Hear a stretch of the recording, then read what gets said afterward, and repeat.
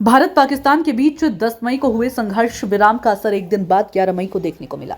बता दें कि सीमा पर पिछले 19 दिनों से तनाव अपने चरम पर था। जो 22 अप्रैल को हुए पहलगाम आतंकी हमले और 7 मई को भारत के ऑपरेशन सिंदूर के बाद से जारी था।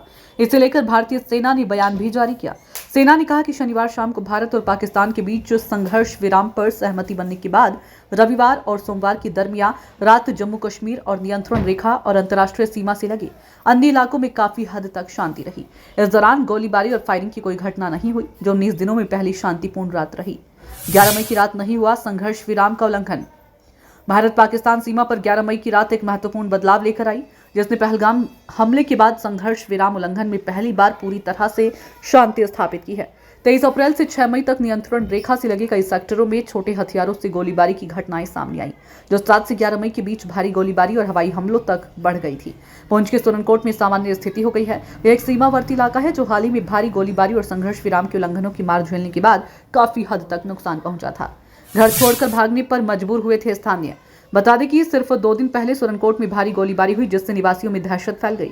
हमले के बाद निवासी शहर छोड़कर भाग गए। कुछ ने पास के पहाड़ी गांवों और बंकरों में शरण ली, जबकि अन्य जम्मू के सुरक्षित इलाकों में चले गए। अब स्थिति में सुधार होने के साथ ही लोग जल्द ही पुंछ में अपने घरों को लौटने की उम्मीद कर रहे हैं। तो वहीं श्रीनगर, पठानकोट, राजौरी, अखनूर, जम्मू, कुलगाम, श्रीगंगानगर और बडगाम से कई तस्वीरें सामने आई है, जो बताते हैं कि स्थिति सामान्य है। सीमावर्ती जिलों के साथ साथ अन्य जगहों पर शांति न केवल सीमावर्ती क्षेत्रों में बल्कि चंडीगढ़ समेत अन्य शहरों में भी सामान्य स्थिति लौट आई है, जहां रविवार को आधिकारिक तौर पर सभी प्रतिबंध हटा लिए गए थे।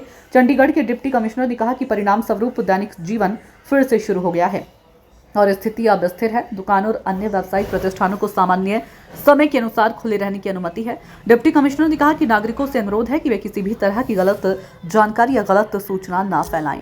ब्यूरो रिपोर्ट, नई दिल्ली।